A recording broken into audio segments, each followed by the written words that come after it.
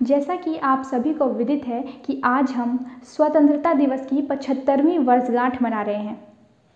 आज के दिन गीत की वो दो पंक्तियां जिसे कह दिया शहीद होने से पहले बिस्मिल ने, सरफरोशी की तमन्ना अब हमारे दिल में है, देखना है जोर कितना बाजुए कातिल में है।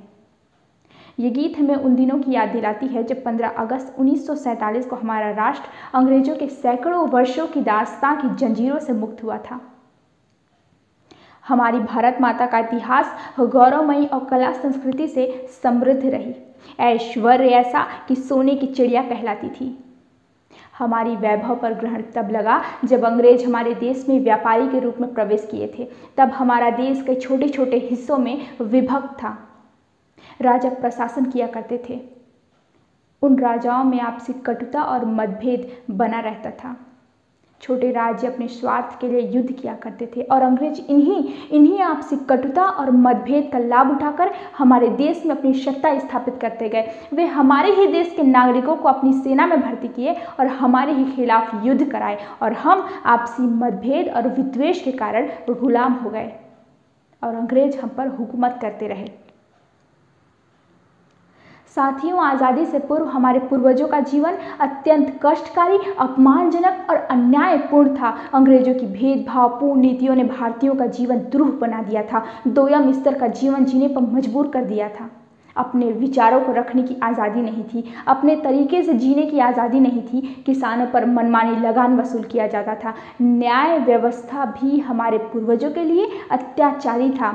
वे अपने हित में न्याय व्यवस्था रखते और अपने स्वार्थ के लिए हम भारतीयों को जब चाहे तब जेल की सलाखों के पीछे डाल देते थे। देश में त्राही त्राही मचा हुआ था। हमारी भारत माता का हृदय कष्ट, अपमान और जिल्लत से छल्ली छल्ली हो रहा था। जब इन अत्याचारों को बर्दाश्त करने की हद हो गई, तब हमारे देश के वीर सपूतों के दिलों में अंग्रेजों से आज़ादी दिलाने के लिए अंतरंग इच्छाएं हिलोरे मारने लगी। अंग्रेजों से हमारी भारत माता को आज़ाद दिलाने के लिए वीर सपूत छटपटाने लगे। तब सूत्रपात सन 1857 में रानी लक्ष्मीबाई के नेतृत्व में प्रारंभ हो गया। महान रानी लक्ष्मीबाई एवं तात्या टोपे ने अंग्रेजों के दांत खट्टे किए। स्वतंत्रता संग्राम की आग रानी लक्ष्मीबाई ने लगाई और वह आग अनवरत जलता रहा। उस आग में हमारे महान पूर्वजों के द्वारा अपने बलिदानों का हवन जारी रहा। उस संग्राम को अंग्रेजों ने अपने अत्याचारों से, अपने निर्मम नीतियों से दबाने का असफल प्रयास किया। हजारों लाखों की संख्या में जेल की सलाखों में डाला गया, निर्मम हत्याएं की गई, फांसी पर लटकाया गया।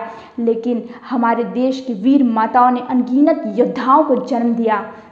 सुभाष चंद्र बोस, मंगल पांडे, खुदीराम बोस, भगत सिंह, राजगुरु जैसे अनेकों वीर योद्धाओं ने अंग्रेजों का जीना हराम कर दिया। वे हंसते हंसते फांसी के फंदों को चूम लिया और इस तरह हमारे देश के वीर योद्धाओं की अनगिनत बलिदानों और तपस्याओं ने अंग्रेजों का नींव हिला कर रख दिया और अंततः अंग्रेजों ने हमारे देश को 15 अगस्त 1947 को आज़ाद घोषित किया।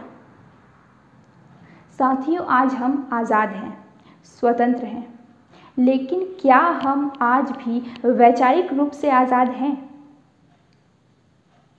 हमारे देश में सांप्रदायिकता का नासूर बढ़ता जा रहा है। धर्म के नाम पर भारत माता की आंचल धूमिल होती जा रही है। कुछ भटके हुए लोग धर्म के नाम पर आतंक फैला रहे हैं, हिंसा का तांडव मचा रहे हैं। आज भी हमारे देश में, हमारे समाज में जात पात, ऊंच नीच का रोग बीमार कर रहा है। अरे मंदिर, मस्जिद, गिरजा घर में बांट दिया भगवान को, अब तो संभल जाओ, मत बांटो इंसान को। आज़ादी के इतने वर्षों के बाद भी ऐसी विचारधारा, हमें इन बुराइयों से लड़ना होगा। अपने देश, अपने समाज से इन बुराइयों को जड़ से उखाड़ फेंकना होगा और यह होगा एक अच्छी और गुणवत्तापूर्ण शिक्षा ही हमारे देश, हमारे समाज को अग्रणी स्थान दिला पाएगी। हम देशवासियों, हम विद्यार्थियों की देशभक्ति इसी में है कि जो दायित्व हमको दिया गया है उसका निर्वहन पूरी जिम्मेदारी से करें।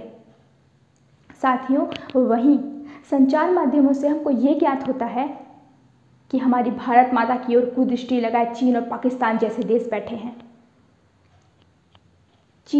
एक ओर चीन अरुणाचल प्रदेश पर दावा करता है तो वहीं दूसरी तरफ पाकिस्तान कश्मीर को लूटना चाहता है।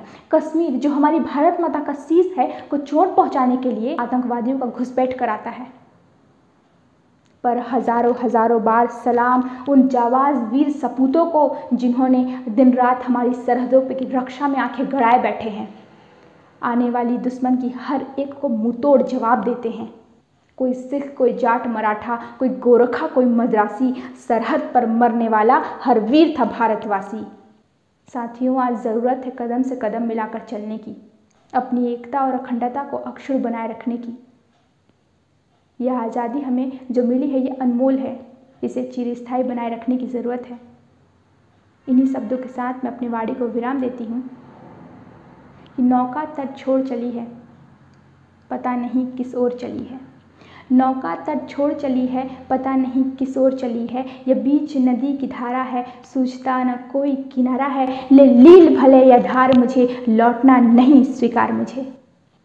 जय हिंद। देश से है प्यार तो हर पल ये कहना चाहिए, मैं रहूं या ना रहूं भारतीय